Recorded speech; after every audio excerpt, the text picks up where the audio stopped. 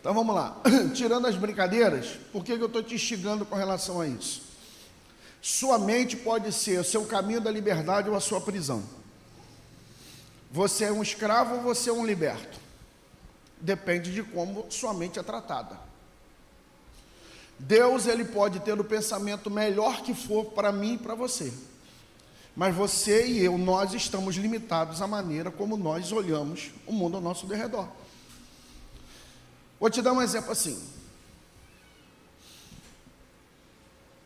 Mesmo todos nós temos o DNA praticamente igual, o DNA de ser humano, de um homem sábio, a maneira das informações como a sua mente foi programada e processa, ela vai variar. Por exemplo, eu vi uma moça, eu estava indo embora da oração, e eu vou embora caminhando, a moça estava na frente do condomínio da diaconisa Zezé, e veio um ônibus. O ônibus está vindo lá, ela está assim, ó. E o ônibus está vindo ela. O ônibus está aqui, 3 metros e ela lá. Ou seja, até ele parar, ela está com a mão. Aí você fala assim, que besteira. Se fosse eu ia fazer isso. Pronto.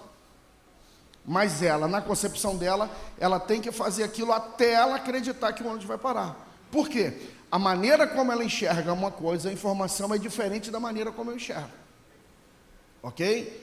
É aquela coisa do copo mais cheio,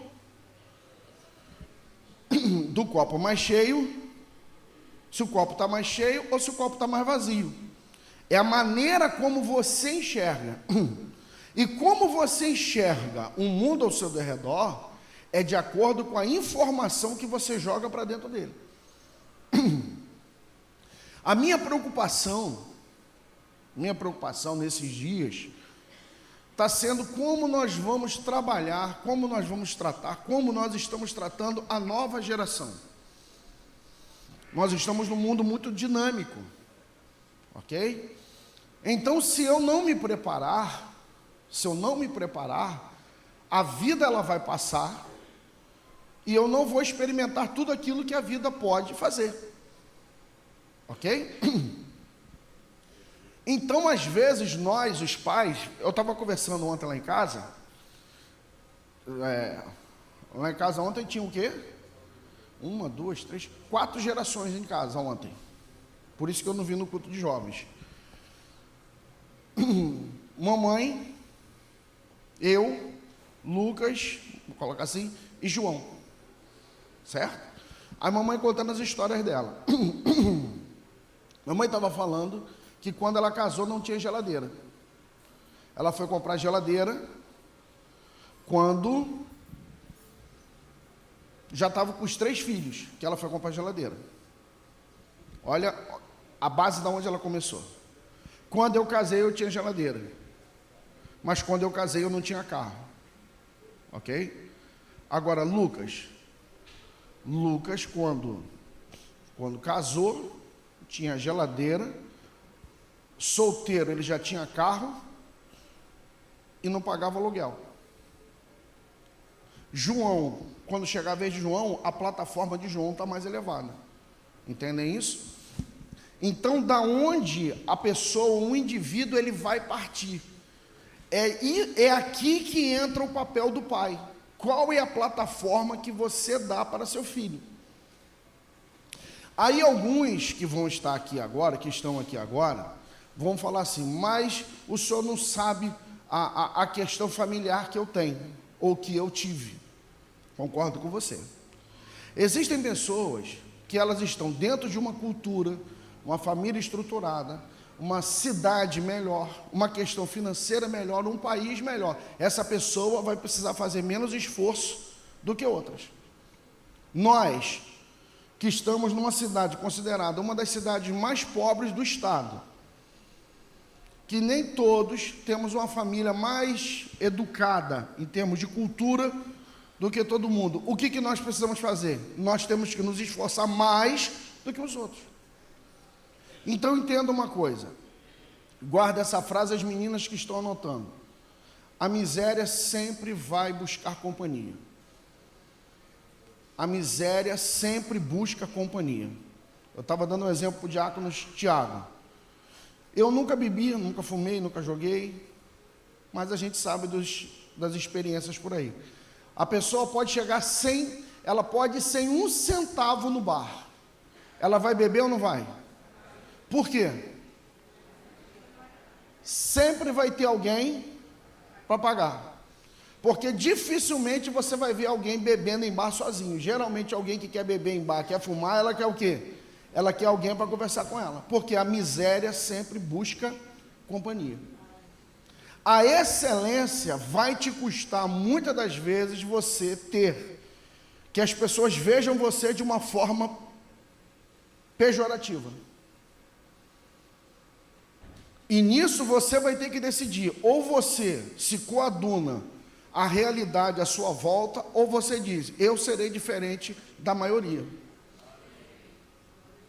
O meio, ele é aprisionador. Anota, meninas, o meio, ele é aprisionador. Vamos lá?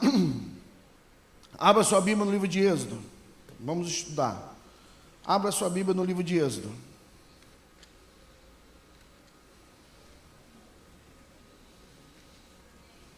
Abriu o Êxodo? Então vamos lá.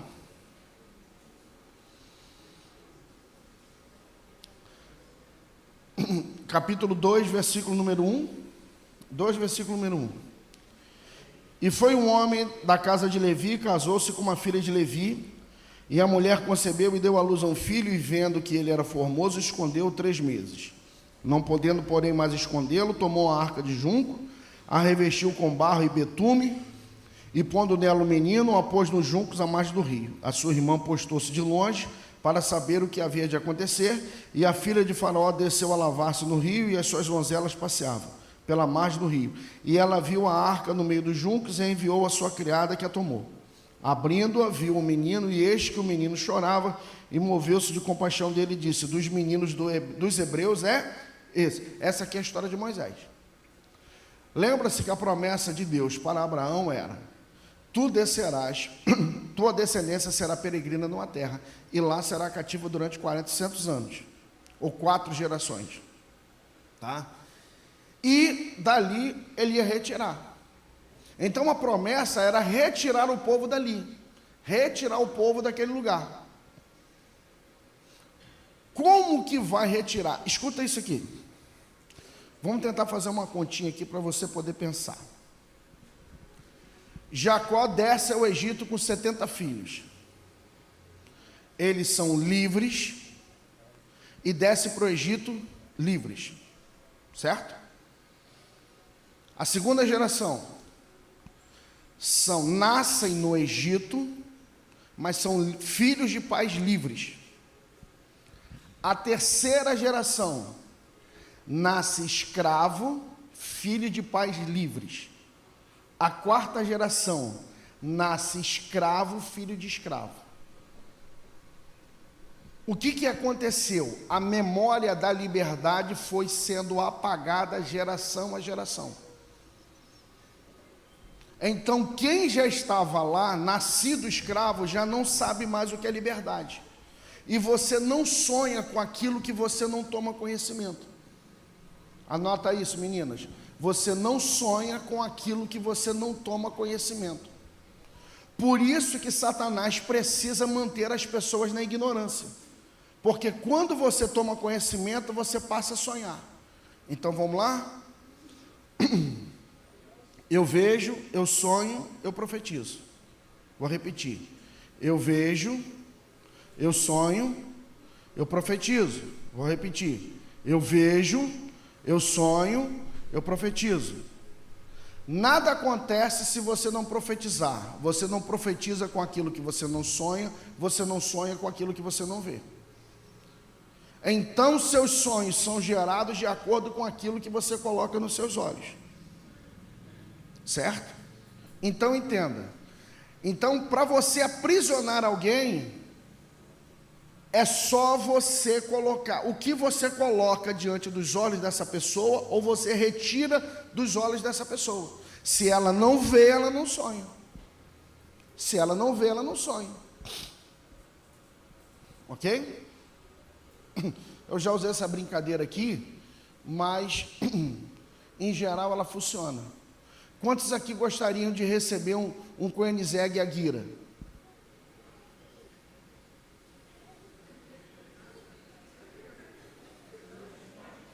Ó, 2 mãos levantaram. Quantos aqui gostariam de ganhar um Corolla Toyota Altis? Levanta a mão. Por que vocês quiseram um Corolla e não quiseram um Koenigsegg? Porque se um Koenigsegg custa 2 milhões de dólares, porque vocês não sabem que existe um Koenigsegg. Então, se você não sabe, você não sonha. Você só sonha com aquilo que você toma conhecimento. Então, Satanás, ele precisa manter você na mesma coisa que você tem, para que você não tenha nova informação, para que você não sonhe. Entendem isso? E a massa, o povo, sempre vai desejar aquilo que lhe é normal, que não força a pensar, que não o tira da zona de conforto. Se comer de colher, bota a comida na boca da mesma maneira do garfo, por que eu vou comer de garfo? Se eu segurando o garfo igual uma enxada, eu coloco comida na boca, para que eu preciso segurar o garfo dessa maneira? É da mesma. Se o copo de geleia, o copo de requeijão, bota café na boca igual a xícara, para que eu vou colocar a xícara? Se o papel, se o guardanapo coloca o bolo na boca, por que eu vou colocar o bolo no pratinho e comer de garfo, se coloca na boca da mesma maneira? É a excelência. Porque a miséria e a excelência nunca andam juntas. Então te aprisiona numa coisa para que você não deseje. Porque as pessoas falam assim, tem gente que... Por exemplo, acho que eu falei para vocês aqui o que o pai do pastor Amadeu falou para ele, e isso entrou na cabeça dele. Ele contou para mim, ele falou assim, presidente, isso entrou na minha cabeça. Eles eram pobres, morando na Bahia, no interior da Bahia, de shortinho, aquele shortinho, aquela chitazinha que a gente usava antigamente, descalço. Eles trabalhavam numa fazenda de um cara, e esse camarada, dono da fazenda, chamou os funcionários, os empregados lá, o pessoal que trabalhava na região, para poder uma festa na casa dele. Ele falou assim, não, todo mundo tá convidado para ir para o churrasco, para a festa, seja o que for. Então o Amadeu e o irmão foram para o pai dele e falaram assim, pai, vamos na festa. Seu fulano chamou a gente, vamos na festa, vamos na festa, vamos na festa. E insistiram, até que o pai dele chegou e falou assim, meu filho, em festa de pombo, urubu não dá pitaco. Ele preto, pombo, o que ele está dizendo assim? Pobre não chega ali. Ou seja, esse lugar não é para você. Para vocês terem uma ideia disso, quando ele ainda morava na Suíça, que ele voltou ainda com a condição boa, ele tinha o dinheiro no bolso, mas ele não conseguia entrar na loja. No Rio tinha 2 lojas de homem que comprava terno. Borelli, quem lembra da Borelli aqui? Borelli, Bogart e Dartini. Lembra de Dartini? Que tinha no Plaza também, no 3º piso? Uma vez eu levei ele e passamos na frente da loja. Ele falou assim, falei assim, vamos entrar. Mas o senhor vai comprar? Eu falei assim, não, vamos entrar, Ninguém sabe o que eu tenho na carteira, alguém sabe o que eu tenho na carteira? Ninguém sabe o que eu tenho na carteira. Vou entrar, eu quero ver. Fazer um monte de Rosângela. Eu quero conhecer a casa. E vamos lá, olha, muito obrigado, não gostei de nada. Vamos embora.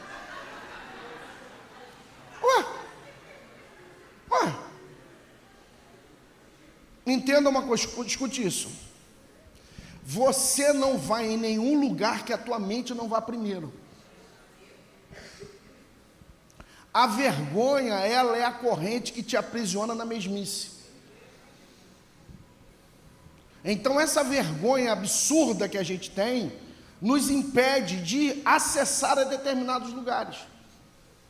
Porque se você não rompe com esse primeiro estágio, os outros você não vai romper. Então entenda, para quem quer ser libertador, primeiro tem que ser liberto, alguém tem que te libertar. Alguém precisa libertar você, não tem jeito. Vou repetir isso aqui. Alguém precisa libertar você. Então entenda que nesse aspecto de Israel, Israel não tem mais referência de liberdade. Ok? Isso aqui matou Israel. Porque Moisés chegava e falava assim: Deus vai mandar para a gente uma terra que manda leite e mel. O que a gente come? Pepino, cebola e alho poró. Mel de tâmara, no caso, leite de cabra, não é com a gente, na nossa realidade. O que Deus fez? Pega Moisés, se Moisés cresce ali, Moisés é contaminado pelo vírus da escravidão. Deus tira ele pequeno dali, para ele ser criado como um príncipe, ter a mente de príncipe, para que ele volte para libertar os escravos. Então é necessário que alguém liberte você. O que a filha de Faraó fez com Moisés? Ela cria Moisés mesmo? Ela dá de mamar para Moisés? Nada. Olha só, em uma mão ela pega o escravo, quando ela devolve para a própria Miriam, ó, ela pega, devolve para Miriam. Aqui é um escravo, aqui é um príncipe. A mão, pela mão de quem você passa, vai mudar o seu status. Entendem isso? A mão por onde você passa muda o seu status. Então tem que ter alguém que quebre essa cadeia sobre a sua vida. Só que quem é que tem disposição para fazer isso? Quem é que tem coragem de fazer isso? Quem é que tem a coragem de ser chamado de folgado e metido? Olha lá, é folgado. Ó. Porque o que político em época de campanha ele faz? Pelo menos antigamente. Qual era o rito? Um ponto, olha lá. Um ponto que todo político antigo, ele tinha que passar e tinha que fazer, fazendo campanha. Passar no bar e fazer o quê? Tomar café no copinho de vidro. Não, eu tenho que ir lá comer pastel, eu tenho que ir lá. Por quê? Porque eu sou do povão. Para quê? Para que tenha identificação. Por quê? Porque tem pessoas que elas estão no buraco, elas não querem que você saia do buraco, elas querem ter o sentimento de outra pessoa no buraco com ela. Entendeu? Por exemplo, essas viagens, eu nunca faria sozinho, nunca. Eu e Kátia, eu nunca faria sozinho. Acho que eu ia ficar louco se acontecesse um negócio desse comigo. Com o Alexandre, está perdido eu e ele. Está perdido dois, mano. Entendeu? Se Kátia brigar, vai brigar com dois. Então. Hã? Ué. Nós não fomos para casa do John Wesley? Wesley House. Wesley House e um indiano dirigindo. Aí botamos no Uber ainda. Você acredita, irmão, que a gente parou na frente de um prédio? Aí todo mundo. Aí o indiano. Wesley House. Eu falei, deu ruim. Alexandre, vambora, deu ruim. Eu fico nervoso, vambora, desce. Aí desceu ele, Alexandre, aí Kátia e Rosane ficou lá dentro. Aí Kátia, Wesley House. E o cara, finish. Ou seja, tivemos que andar lá até achar a tal da casa. A casa ficava por trás do tal do prédio, ok? Mas tem gente que quer andar na miséria. Tem gente que precisa disso. A minha pergunta é: se o meio te aprisiona, o que você vai fazer no meio onde você está? Certo? Escute só. Existem meios que nós vivemos anteriormente, que eles conseguem nos levar a um determinado ponto. Eles não têm mais a possibilidade de te dar o passo para frente. Você precisa romper ali. Se você não romper ali, você se aprisiona ali. Escute, por favor, o que eu vou dizer para vocês. Duas informações conflitantes não habitam na mesma base de crença. Não tem como. Infelizmente. Deus disse para Israel: eu tenho uma terra boa, uma terra que manda leite e mel. Eles rodam, para vocês terem uma ideia,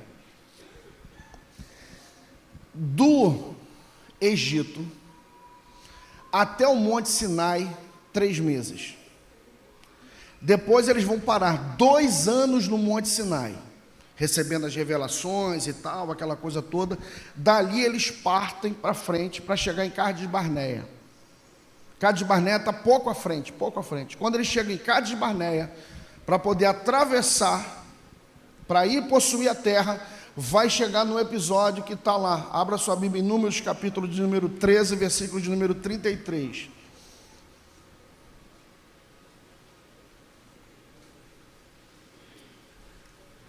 Números 13, 33.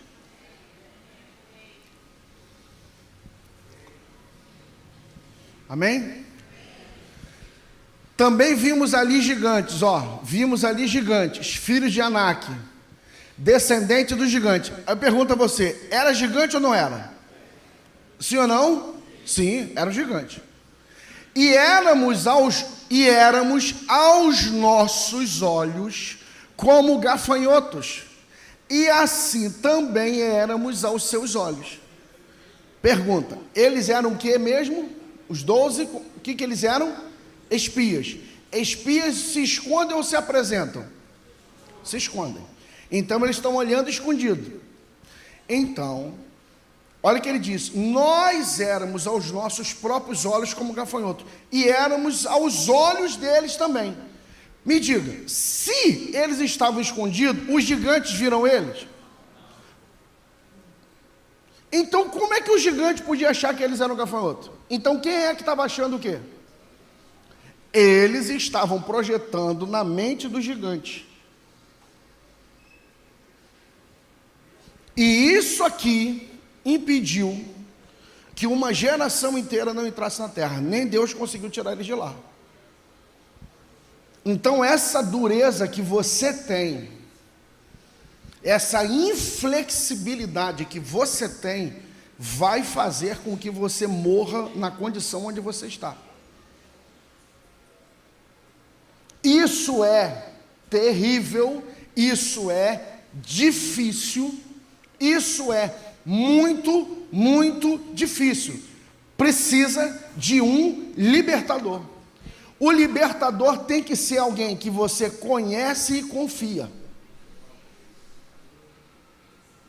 Ninguém pode me libertar e me levar a um lugar que ela mesma não foi. Então você vai ver que a cultura, a realidade deles aprisionou eles. Aprisionou, acabou. Essa gente morreu, todo mundo, inclusive Moisés e Arão.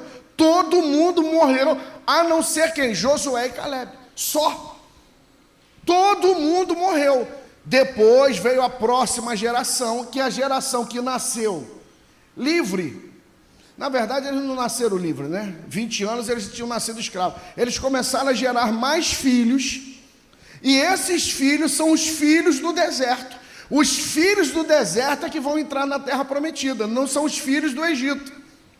Então entenda, os filhos do mundo não herdam a terra, mas os filhos do deserto, o filho da luta entra. Então quer dizer que você e eu, nós temos que lutar muito para entrar na terra da onde Deus quer que a gente vá. Então você vai ver que o papel de um libertador, ele é importantíssimo. Agora, quem passa o bastão para quem? O que a gente passa para outros? Qual é o nosso incentivo para outros?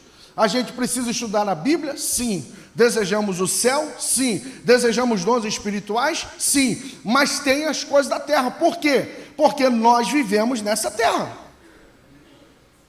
Nós vivemos nessa terra. Jovens e adolescentes, cadê vocês? Digam amém. Amém.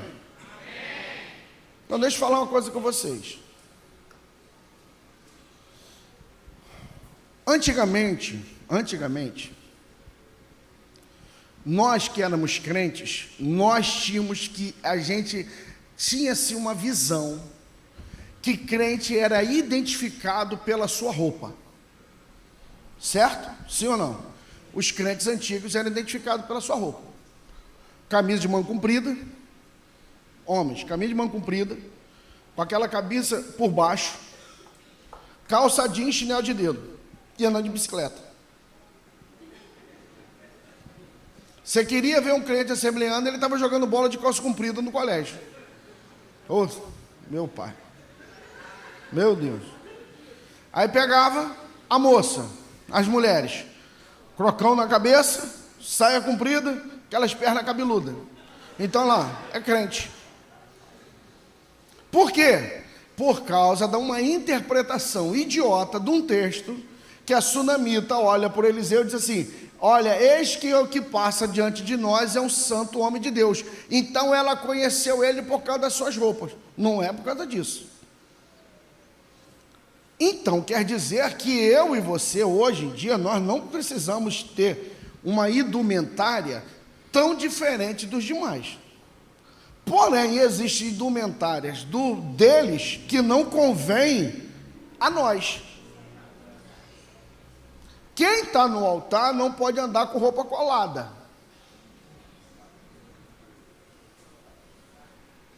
Pastor, eu gosto da roupa colada. Fica embaixo. No altar, não. Porque no altar não é o meu corpo que sobressai, é o meu dom, é o meu talento. Ok? Mas existem comportamentos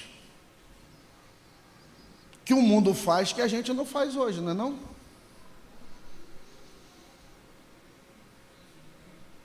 E tem muito pai que ele endossa os problemas. Por exemplo, aqui na igreja, a gente teve um casal aqui que lidou com adolescentes aqui na igreja. Aí Rosane os salvou. Aí tinha uma mocinha aqui na igreja, adolescente, que arrumou namorado. O que a garotinha fazia? Ela ia lá para a porta da igreja lá e ficava se atracando lá com o garoto lá na porta da igreja lá. Ficava lá, se agarrando lá, na porta ali da igreja ali. Aí, o pessoal, a irmã que cuidava dos adolescentes, chegou lá e falava com fulano, com a garotinha. Aí a líder saía, ela tampava de novo. Foi falar com a mãe. Quais as palavras da mãe? São adolescentes, não tem problema. Entendem isso? Então, na minha concepção, tipo assim, na minha concepção, se eu estiver no ambiente, um adolescente, um jovem, não vai ficar se agarrando na minha frente, por causa do respeito à minha pessoa. A minha pergunta é, se agarra na frente do pai e da mãe, por que vai respeitar a figura do pastor? Entendeu? Aí você fala, mas isso é besteira. Mentalidade que o mundo quer impressionar, quer implantar na gente. A gente é diferente. Ponto, acabou. Ponto, acabou. O meio, ele te aprisiona. Escuta isso aqui. Salomão foi o homem mais sábio que existiu na Bíblia. Ou, a Bíblia diz que não houve mais sábio, nem antes nem depois dele. Mas o texto de Neemias vai dizer que as muitas mulheres de Salomão o fez pecar. E para alguns que entendem, Salomão não se arrepende, morre desviado. Outros acham que Eclesiastes é dele, outros vão dizer que não. Por que Salomão se desviou da presença do Eterno? Por causa da companhia que estava junto dele. E eu vou dizer para você, existem coisas que você vai ter que ser radical. Ou você abre mão de determinados relacionamentos, ou os relacionamentos vão destruir você. Ponto. E se eu não estou enganado, o menino que deu testemunho aqui ontem, ele falou justamente sobre isso aqui. Escuta aqui, olha para mim aqui. Jesus não nos tirou do mundo, mas deixou que a gente fique no mundo para influenciar o mundo, certo? Ok? Então aqui uma coisa, ele vem, me tira do mundo, me salva e me volta para o mundo para que eu influencie o mundo. Ou seja, você tem que sair da escola onde você está? Não, você tem que influenciar a escola onde você está. A pergunta é, você é influenciador ou você é influenciável? Se você não tem força suficiente para influenciar, você tem que sair do meio, porque senão o meio vai corromper você.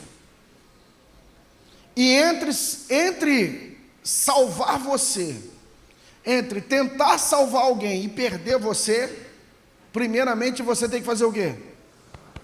Salvar você primeiro. Porque senão, olha lá, abra sua Bíblia lá, Neemias, capítulo número 13, versículo 22 a 24, Neemias, olha isso aí, Neemias, capítulo 13, 22 a 24, Neemias, capítulo 13, 22 a 24, vai lá em Salmos e retroceda, que você chega lá, Neemias, capítulo 13, 22 a 24, pastor, até que horas que é? Não lembro mais, até que horas?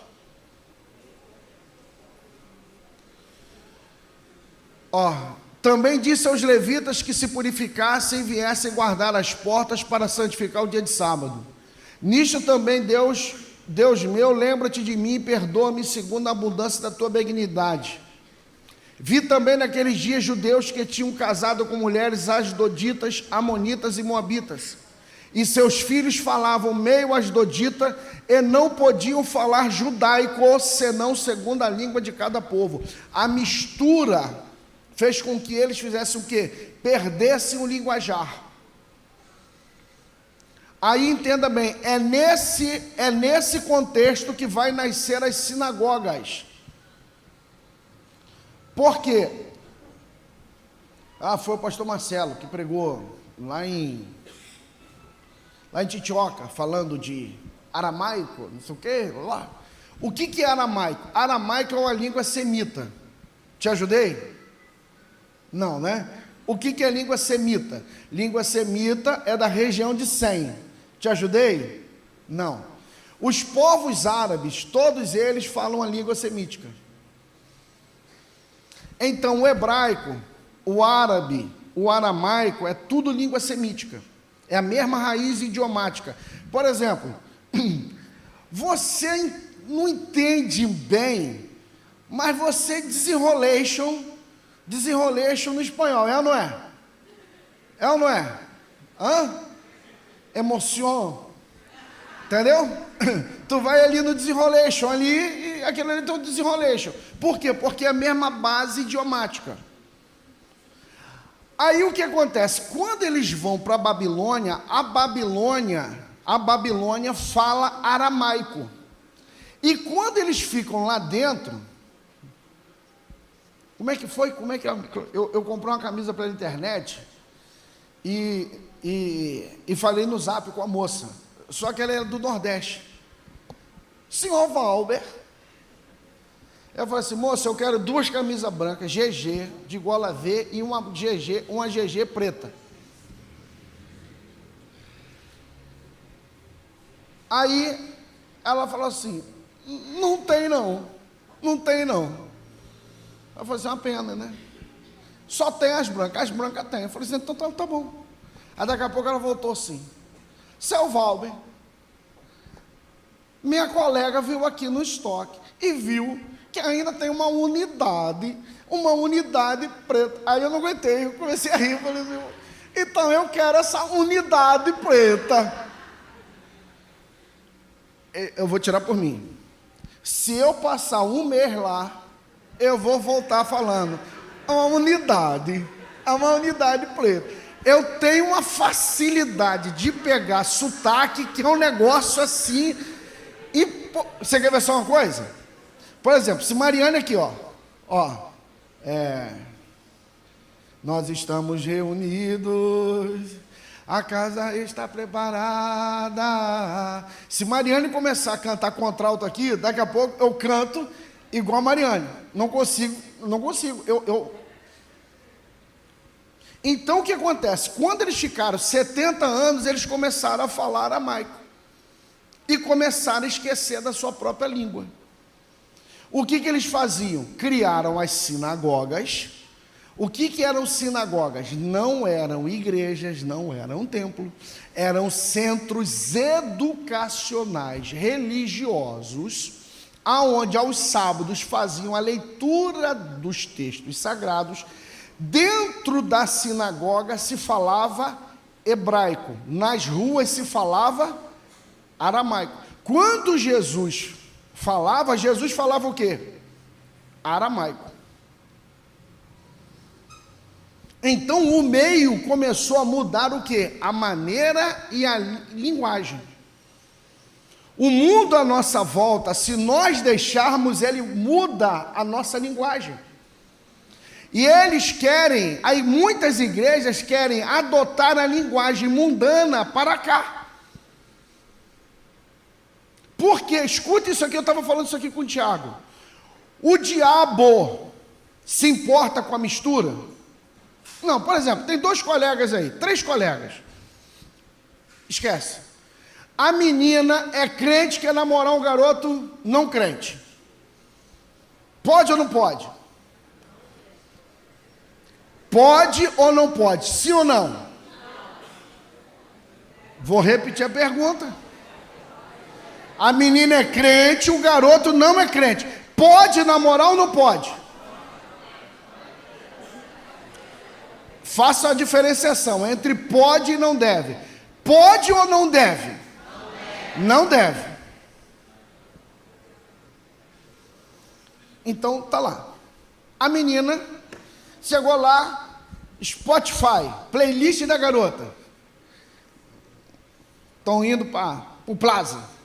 Nós estamos reunidos, a casa está preparada. Aleluia! Pode soprar o vento. E o cara? E o diabo? Está sentado no banco de trás. Aí, o diabo está atrás do cara e Deus está atrás da menina. Aí o cara falou assim, agora é minha vez.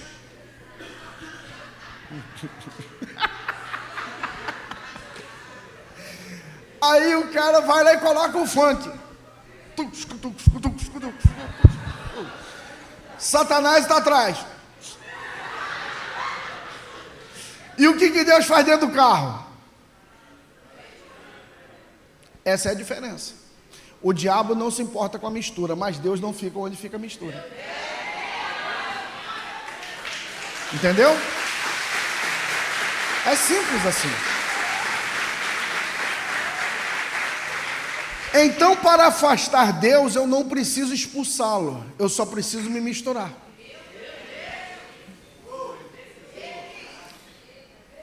É só você se misturar que Deus se afasta. Por isso, escute só. Vamos afundar o prego, então? Qual a raiz etimológica da palavra ignorância? Crianças, vocês vão conseguir anotar isso aí? Raiz etimológica da palavra ignorância. Igual a escuridão. Ignorância, a raiz de ignorância é escuridão. Quando alguém está na ignorância, ela está sem iluminação de conhecimento. Agora escute, ok? Foi. A gente fala assim, frio e calor é uma questão de física, porque existe a perda de temperatura e tal. Mas, eu entendo isso, mas você tem uma máquina com ar pressurizado, certo, William? Com ar pressurizado, que ela consegue fazer o ar sair gelado. Sai gelado ou não sai? Sai gelado. Na questão luz e trevas, existe trevas? Ou escuro, existe escuro? Sim ou não? Escuro não existe. Isso é física. Escuro não existe. Existe ausência total ou parcial de luz. Porque não tem uma máquina que fabrique o escuro.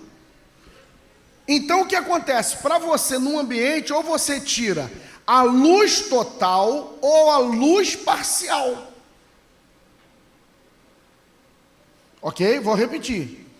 Então você tira a luz, tirando a luz totalmente ou parcialmente, as trevas chegam. Ou seja, Satanás não se apossa de ambiente. É Deus que sai dele. Quando Deus sai do ambiente, Satanás chega. O príncipe das trevas não toma o mundo, é o Deus da luz que sai dele. Quando Deus sai, o diabo penetra. Então, não quer dizer que Satanás lute para entrar. Ele trabalha para Deus sair. Como que eu expulso Deus da sua própria casa? Fazendo com que seu povo se misture.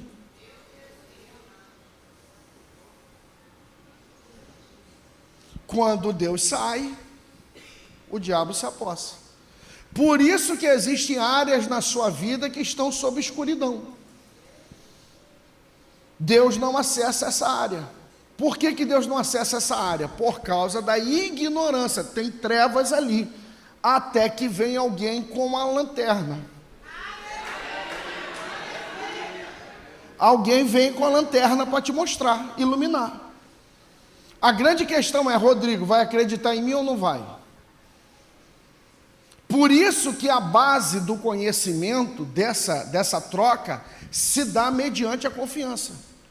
Por isso, se você não confia no pastor da igreja, você tem que sair dessa igreja. Se você duvida da idoneidade, se você duvida da mensagem, você obrigatoriamente tem que sair dali, porque as mudanças profundas se darão mediante a confiança. Vocês sabem que eu estou sofrendo desse problema estou sofrendo desse problema de claustrofobia. Cada dia que passa, estou só ficando pior. Aí o diácono, aqui é Diácono Jackson me levou lá. Aí o cara veio e falou, ó, eu posso te dar uma dose mais fraca. Eu falei, mas pode ser que o exame demore mais um pouquinho, tu acorda lá dentro. Eu falei, o quê? Eu falei, não, me apaga nesse treco aí. Agora, eu só falo nisso, só falei para o cara me apagar, porque eu acredito que ele tem o poder de me trazer de volta. Porque se eu não acredito nesse cara, eu não deixo ele fazer um troço desse comigo. Eu tenho que confiar nele. Confio desconfiando, mas quê? Com alguém do lado de fora. Ué, principalmente advogado. Arrebenta a porta. Pastor Ailton foi comigo quando operou o olho. Ele não estava com medo de me perder, ele estava com medo de Cátia que estava ligando. É isso que ele estava. Que Cátia ia ligar para ele de novo, ele não tinha resposta para ela. Então é a mesma coisa. Isso aqui que a gente está fazendo, você precisa deitar na mesa de operação. Colocar o cérebro na minha mão. E permitir que eu te opere. A pergunta, você confia ou você não confia? Entende? Olha só, vamos para a Bíblia. Jesus chegou para o mancebo rico, ou o mancebo rico chegou para Jesus e falou assim, bom mestre, o que farei para herdar a vida eterna?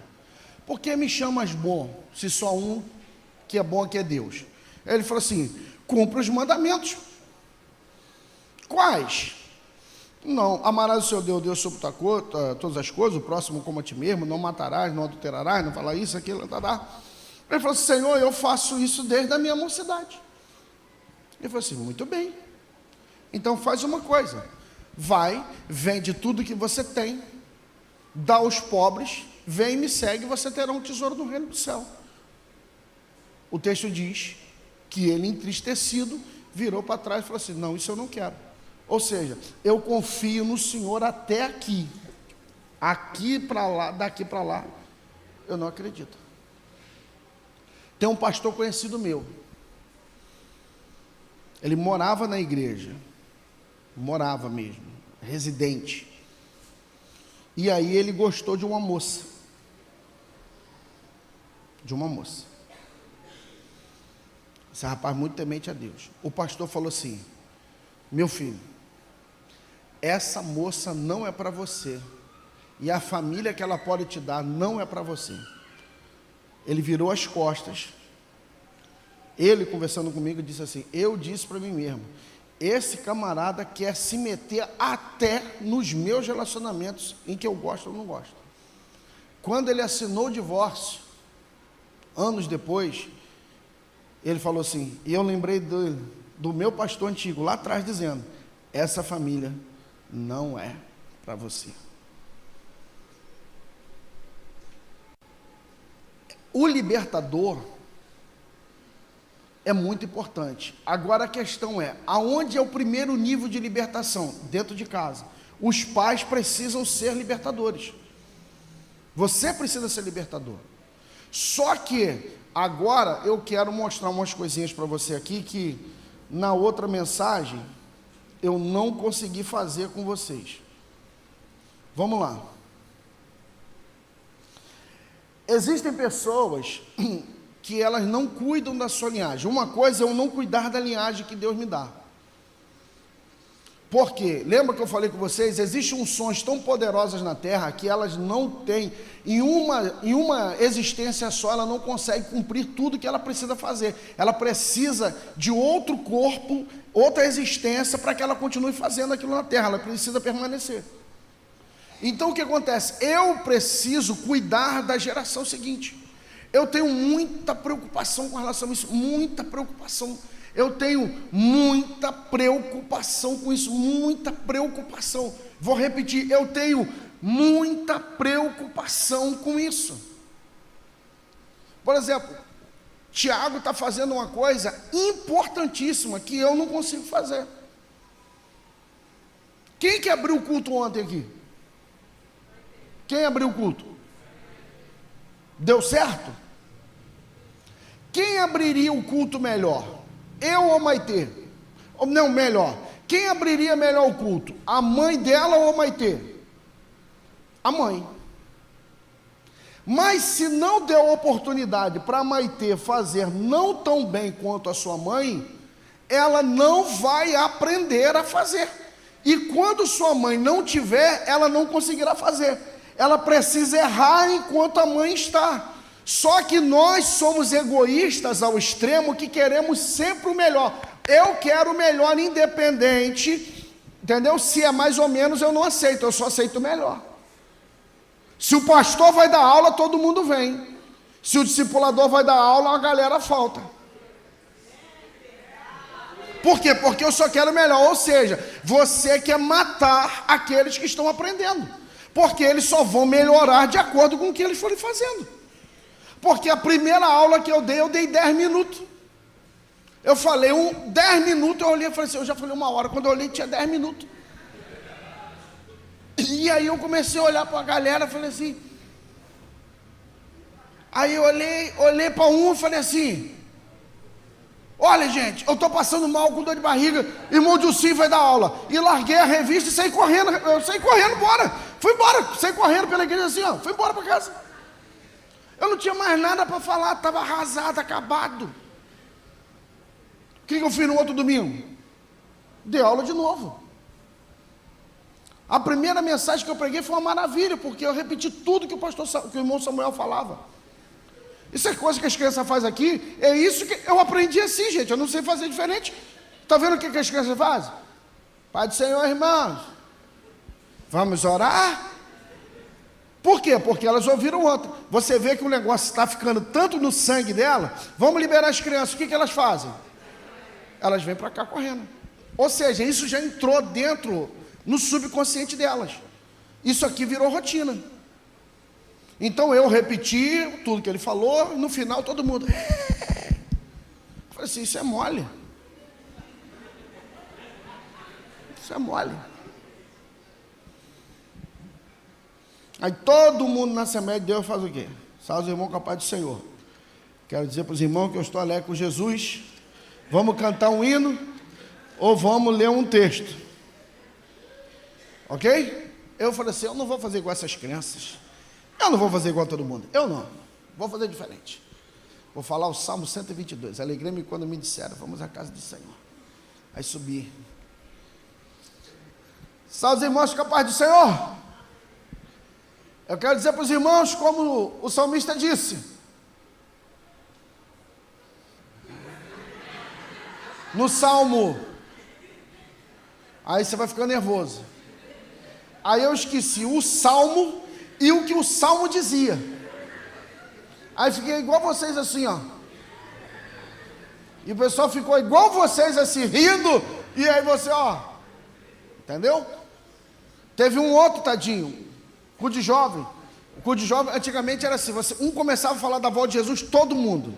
Muito em breve vai sair uma notícia de um povo que desapareceu. E aí um cantava, o outro falava disso. Daqui a pouco, para ver um garoto, foi falar. Salve os irmãos, capaz do Senhor, irmão. Eu quero dizer para os irmãos que Jesus está voltando, irmão. Jesus está voltando, irmão. O sol vai escurecer, irmão. O sol vai escurecer. O céu vai cair. Aí ele falou assim mesmo, ele falou assim, o sol vai escurecer, irmão. O céu vai cair. O céu vai cair?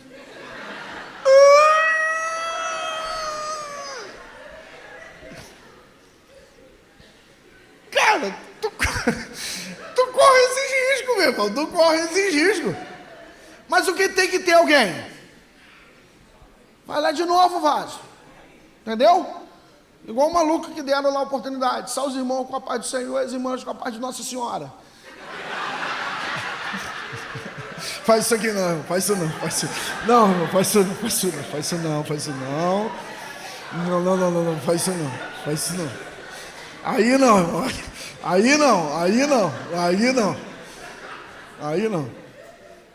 Não, mas sabe quem fez isso? Você sabe quem fez isso? Não, não é quem fez isso. Quem contou isso foi o pastor Estevão Hernandes, da Batista da Paraíba.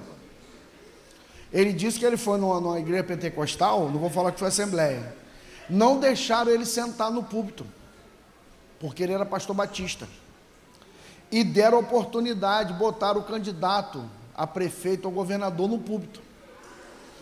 Aí deram oportunidade, vamos ouvir o candidato fulano de tal dar uma saudação. Aí o cara perguntou para o assessor, o que eu falo? Ele falou assim, salve os irmãos com a paz do Senhor.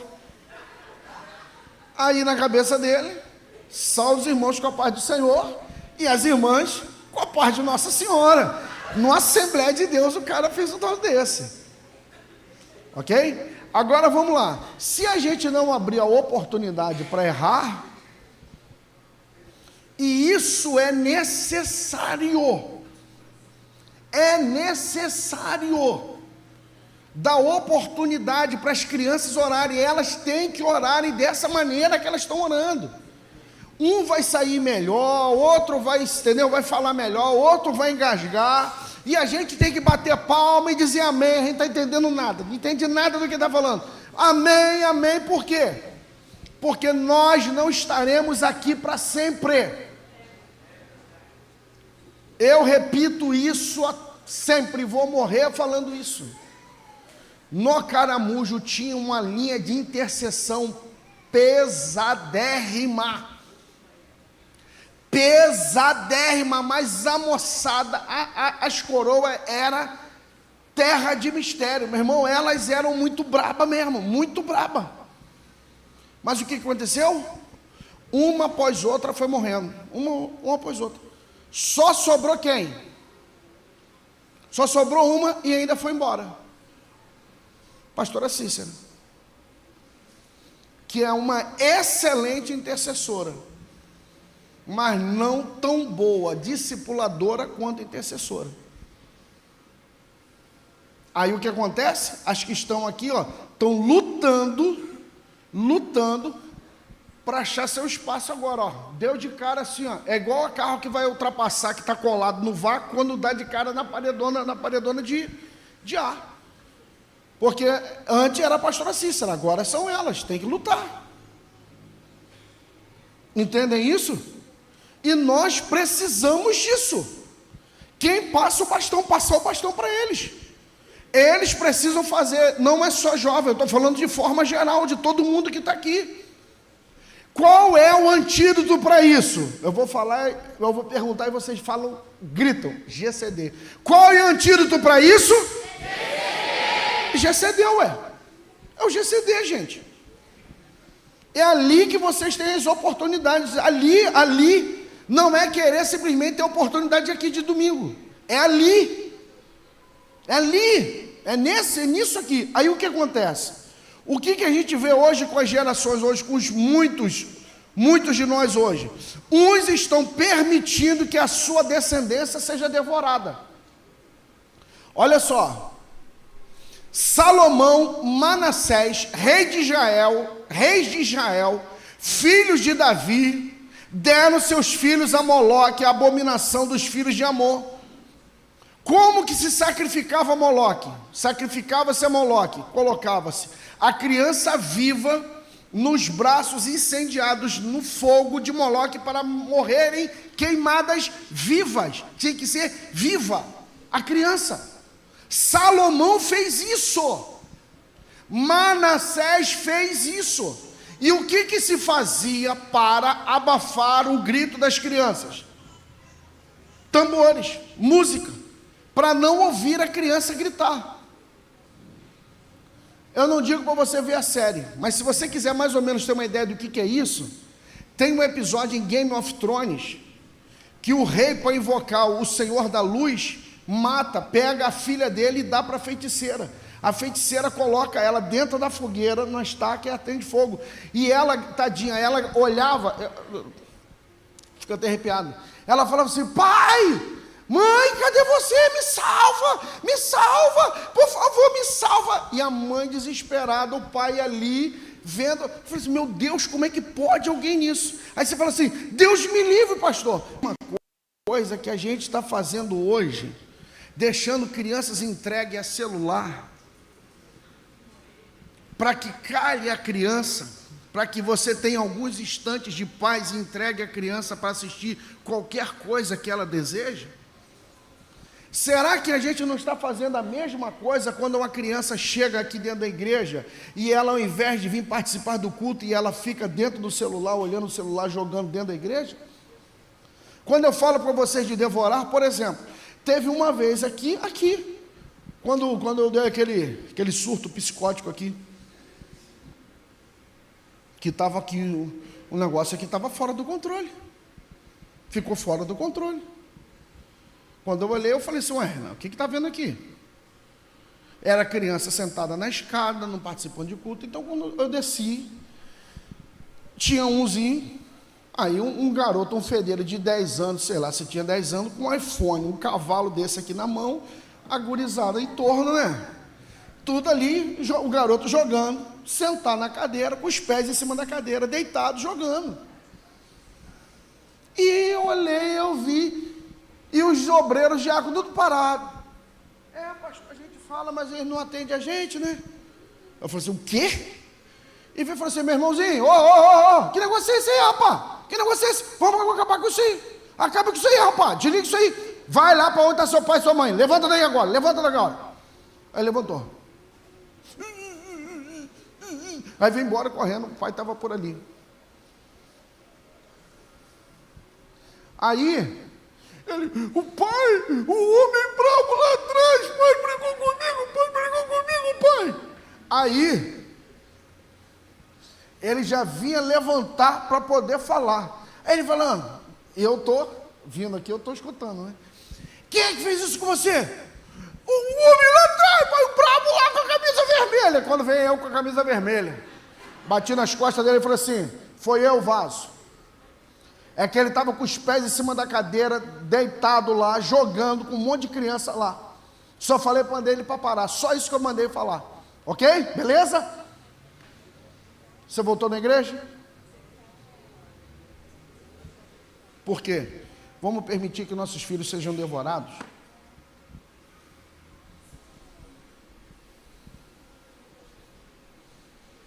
Entende? Gente, é uma disputa desleal.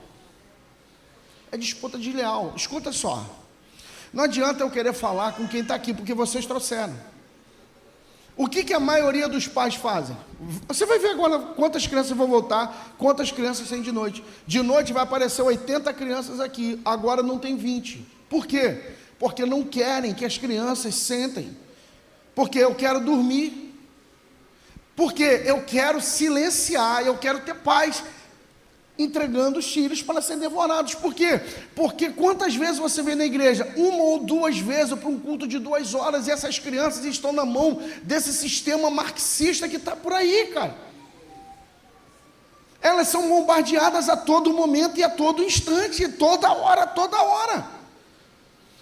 Quem tem que proteger essa geração somos nós dentro de casa.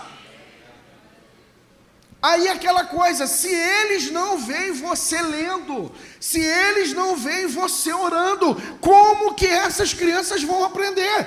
E eu vou dizer para você, filhos são herança do Senhor. E o Senhor cobrará da nossa mão aquilo que nós estamos fazendo deles.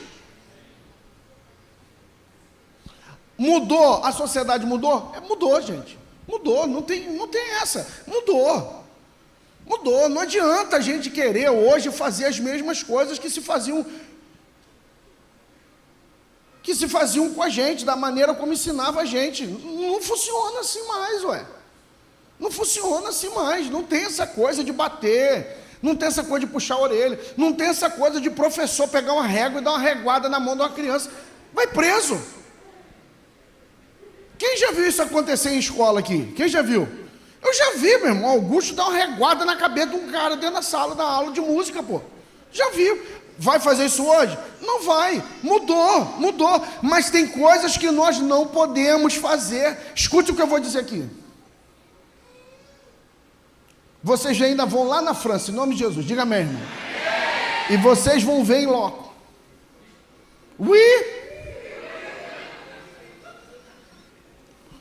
A gente estava 5 e pouca, quase 6 horas mais ou menos,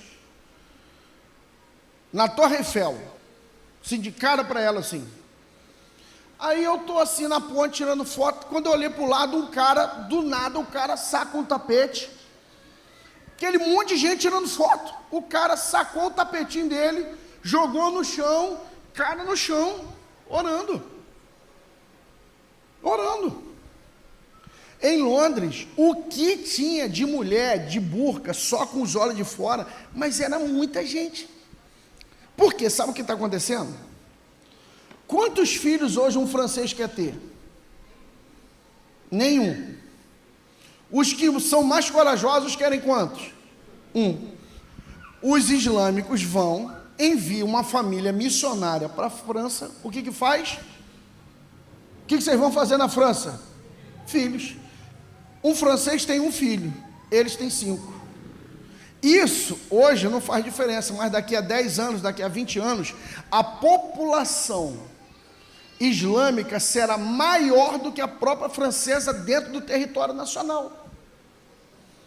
O que um islâmico faz? Ele faz o que? Uma doutrinação das suas crianças. Quando solta as crianças não se desviam, porque elas estão doutrinadas naquilo ali. Nós o que fazemos? Temos vergonha do que nós acreditamos e não ensinamos nossas crianças. Permitimos o quê? Que elas sejam devoradas, mas em nome de Jesus, essa geração nossa será protegida, abençoada e educada. Levanta a mão e dá a melhor glória que você puder para Jesus aí, vaso. Outros, eles mesmos devoram a sua própria descendência. Não é que permite, eles devoram a sua descendência. 2 Reis, capítulo 6, versículo 26 a 29. Coloca na tela, por favor. Não sei por que desligou ali, desligou sozinho. 2 Reis 6, 26 a 29. Valeu, vaso. E sucedeu que passando o rei pelo... Não, abra sua Bíblia aí. 2 Reis, abre aí. Eu não posso fazer isso não, está errado. Estou ensinando errado. 2 Reis, capítulo 6, verso 26 a 29. Abra sua Bíblia aí. Já ligou, Sérgio? Já ligou. Obrigado. Isso é um erro, pregadores. Isso é um erro, senhores. A gente manda o povo trazer a Bíblia, a gente cita o texto e não deixa eles abrir a Bíblia para poder. Vamos ler. Olha o que diz lá. E sucedeu que, passando o rei pelo muro, uma mulher lhe bradou, dizendo: acode-me, ó rei, meu senhor. Aí o que ele vai responder? E lhe disse: se o Senhor não te acode, de onde te acudirei? Da eira ou do lagar? Disse-lhe mais o rei: que tens? E disse ela: esta mulher me disse: dá cá teu filho, para que hoje o comamos, e amanhã comeremos o meu filho. Cozemos, pois, o meu filho, o comemos, mas dizendo-lhe eu ao outro dia: dá cá teu filho, para que o comamos, escondeu o seu filho. Ou seja, elas mesmas devoraram seus próprios filhos. Ok? Tem gente, irmãos, tem pessoas, homens de verdade. Cadê os homens dessa igreja? Amém. Pelo amor de Deus, Jesus, Senhor. Cadê os homens dessa igreja? Digam amém. Amém. Homens de verdade são aqueles que se sacrificam por suas famílias. Amor, gente, amor verdadeiro é sacrificial. Um homem de verdade é medido pelo sacrifício que ele faz pela sua casa e pela sua família. Por isso, sinceramente,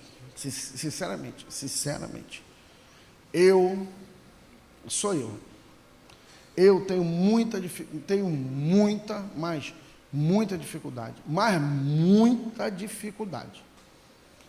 para acreditar num cara que tem disposição para acordar 6 horas para malhar, mas não tem disposição para orar. Eu tenho muita dificuldade de acreditar num cara desse. Muita.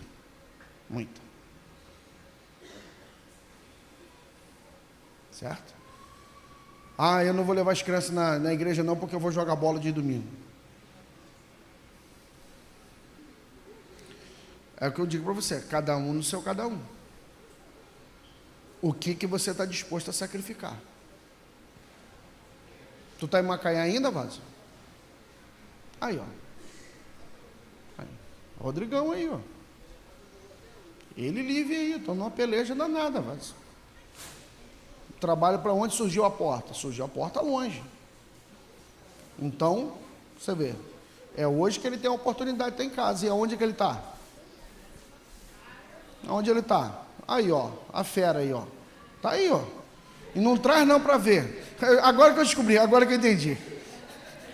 Não tem paz em casa, né? Se não trouxer, não tem paz em casa, né? Tira o elogio. Ok? Homens de verdade são aqueles que se sacrificam por sua família. Homens de verdade não fazem o que gosta. Homem de verdade faz o que é necessário. Amém, irmão? Uns geram, irmãos, e não cuidam. E outros que perdem lhe foi dado porque querem roubar de outros a sua descendência. Tem pastor que não cuida, irmão. E aí ele trabalha na igreja dele apenas com o que, irmão? Gente que vem de outras igrejas. Não, irmão. Não. Que a gente seja libertador dessa geração, irmão. Alguém toca aqui, por favor. Escute, vocês precisam ter uma visão ampla. Tem coisas que nós não fazemos por nós mesmos, irmãos. Tem coisas que nós fazemos por causa dos outros. Aonde Jesus disse que a gente tem que orar? Qual é o local que Jesus disse que a gente tem que orar? No quarto. Paulo vai amplificar e vai dizer que nós devemos orar onde? Em todos os lugares. O porquê que eu faço questão de vir para cá para orar? Primeiro, porque aqui é meu monte.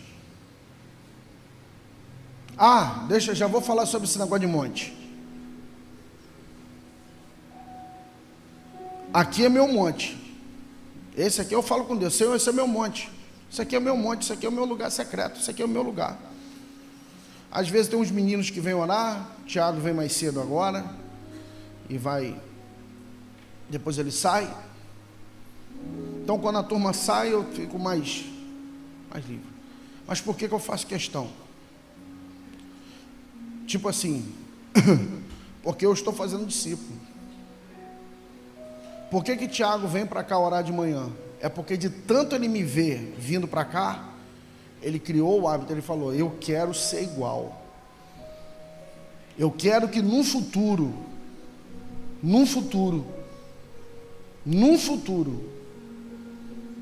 as histórias que contam a meu respeito eu vi meu pastor de joelho.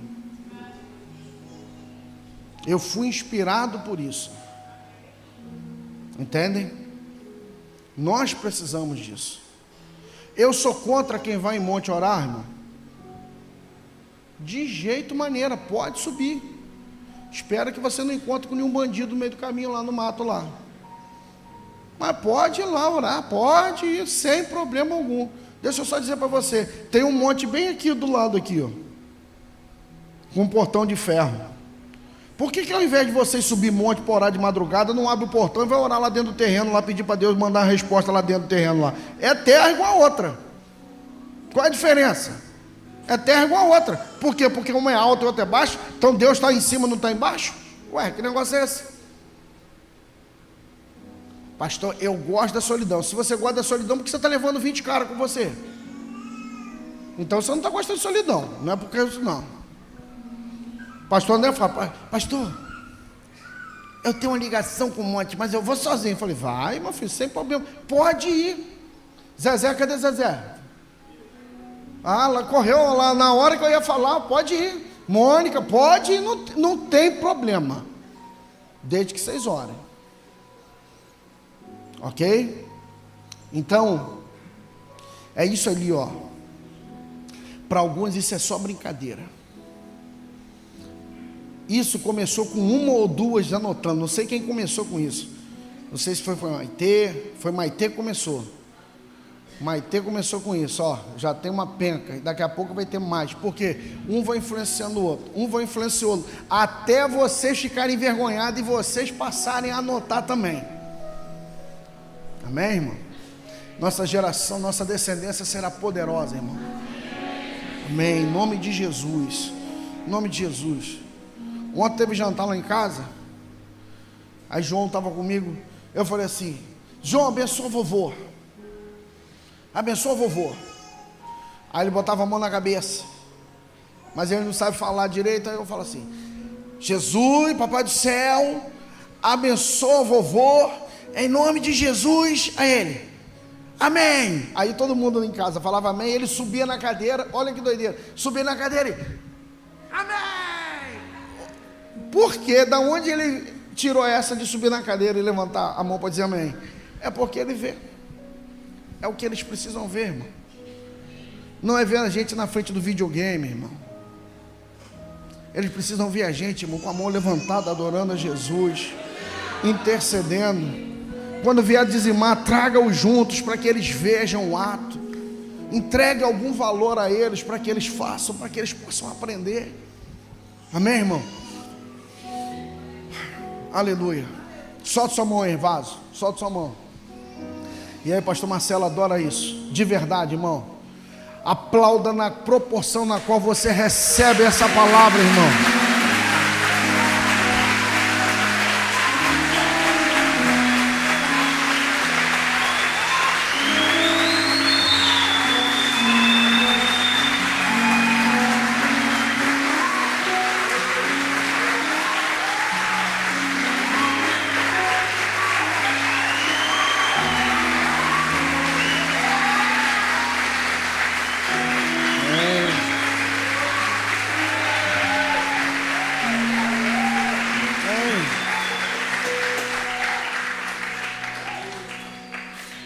Outra coisa, olha só, sei que para alguns é tolice, é besteira, é ser folgado, é te contar vantagem. Eu sei que tem muita gente que pensa assim, tem outros que não pensam assim. Lucas nasceu em 97. Lucas nasceu em 97, 8 de maio de 97. Então Lucas tinha, acho que foi em 97 para 98. Foi todo mundo lá no aeroporto Galeão esperar seu Walter Caldeira voltar de Israel. Papai foi em Israel. Quando o papai foi em Israel, foi uma felicidade danada. Ele trouxe uma ovelhinha de Israel para Lucas, que existe até hoje. Trouxe uma camisa para mim e uma para o meu irmão da Grécia, de seda de verdade, só que a camisa cabia 3 caras. Ela hoje daria, né, irmão? Hoje ela daria, acho que ela não daria hoje não, né? Qual foi a importância disso? Que ele, um cara inculto, estudou até a 2ª série, que cuidava de boi, da roça, ele foi. Se ele foi, ele estava dizendo para a gente: se eu fui, vocês também vão. Entendem isso, irmão? Entendem? Eu estou abrindo caminho para vocês. Aonde eu piso, vocês vão pisar, irmão. Vocês vão pisar, vocês vão pisar, vocês vão pisar. Abra o caminho, fale, decrete, converse, diga, alimente.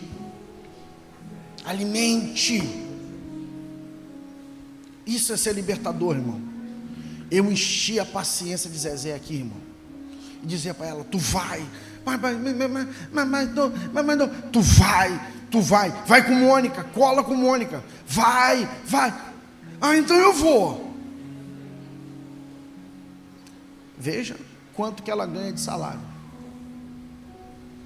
Ela está dizendo para todos vocês: se eu fui, você também pode.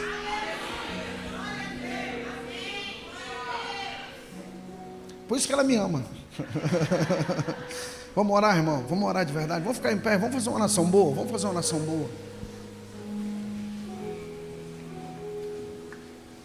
Oh Senhor, liberta nossa mente, Senhor. Oh Senhor, dê a mão ao seu irmão, oh Senhor, nós somos libertadores, Senhor. Oh Senhor Jesus, ajuda-nos, Senhor. Dá-nos uma mente renovada, Senhor. Uma mente, Pai amado, iluminada, Senhor. Que a Tua palavra quebre as cadeias, Senhor Deus. Quebre as correntes, tire os grilhões, Senhor.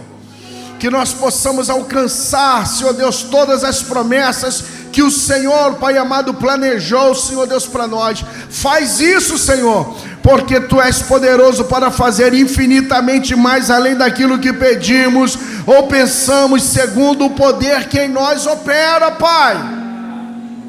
Faz isso, Senhor. Ajuda a gente, Pai. É o que nós pedimos em nome de Jesus, e você diga amém.